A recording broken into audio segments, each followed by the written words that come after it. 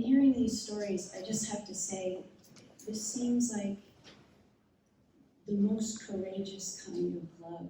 I'm overwhelmed by these stories. Bless you. It's amazing. So I'm always happy to have an opportunity to speak about Stephen ministry. It's near and dear to me and has been for nearly a dozen years now. So first of all, I'd like to give you just a little history.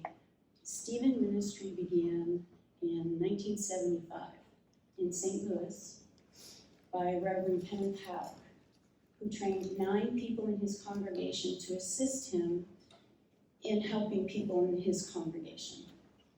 And it worked so well that he was encouraged to go to other congregations and train people.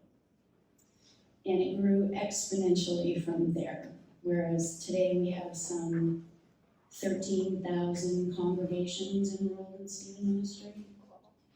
We are in all states, 10 Canadian provinces, 30 countries. More than 75,000 pastors and lay people have been trained as Stephen leaders. Those Stephen leaders, in turn, have trained 600,000 Stephen ministers. Those Stephen ministers have provided care to 1.5 million people. This works. It works. And it's worked here at Church Street since 2006. We've trained over 40 people to be Stephen leaders and Stephen ministers, and they have provided care to hundreds of people here.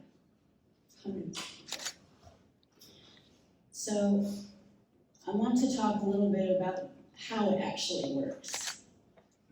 To become a Stephen minister, there is an application process that includes interviews with Stephen leadership. There are references required, background checks. Once that occurs, the potential Stephen minister then goes through 50 hours of training. It's a very comprehensive training. It covers topics such as grief, family matters, divorce. That's just to name a few.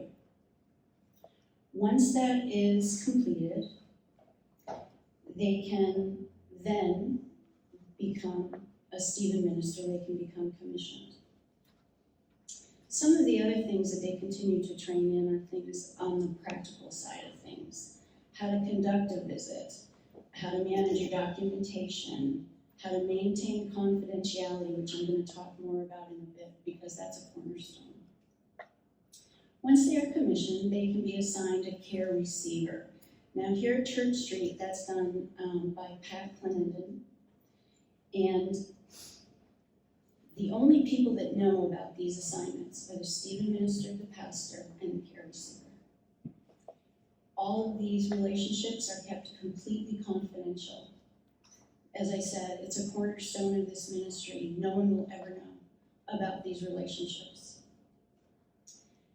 Typically, the Stephen minister and their care receiver meet for an hour a week.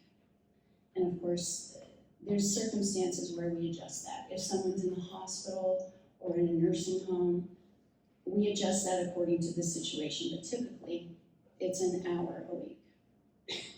There's no set time limit on how long this relationship goes on.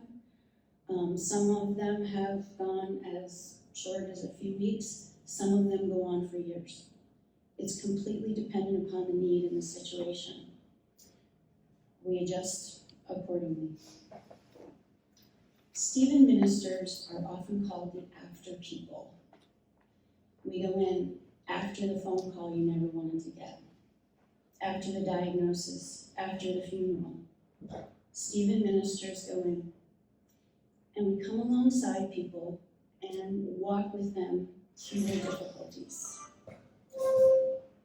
We are not counselors. We are not health providers. What we are lay people that are trained to provide a specific type of Christian care.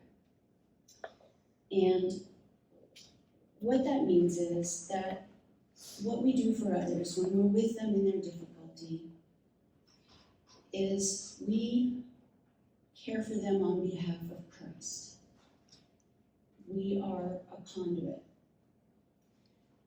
When we work with these people, when we care for these people, we're with them in whatever difficulty they're dealing with, but we're always listening for that undercurrent of a spiritual need. And we all know that folks who are in difficult times often feel distant from God. And what we try to do is close the gap. We offer them a cup of cold water. We offer them hope. We offer them Christ. That's what Stephen Ministry is about. And I think I can speak for the Stephen ministers here, caregivers here, when I say that being a part of this ministry, of course, we exist to give others care. That's why this ministry exists. But this ministry has deepened my faith and expanded my walk in wonderful and unexpected ways. In some of these situations, and I know most of you can relate to these as a caregiver, in most of these situations, you know you're standing on holy ground. You know it. You can see God working in these people's lives, and so in yours. What greater privilege. It blesses all of us. So, if you feel called to this ministry, and remember, he doesn't call the qualified, right? He qualifies the called. I encourage you to pray about it. I encourage you to pray about it and think about it. If you're pulled to this ministry, if you're pulled to caregiving, it is a calling. It won't leave you alone. So, but I encourage you to think about that and talk to one of us. Could the Stephen ministers and leaders raise their hands? We have a bunch of them here. Yeah. And of course, Pat, speak with one of them. Or if you know someone that might benefit from a care receiver, please speak with us. We're here to serve you. We're ready to serve you. It's exhausting being a caregiver. And we are here to help with that as well. We're here to support you.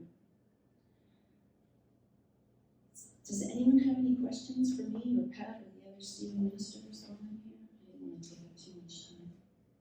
No? Okay. Well, thank you very much. Thank you.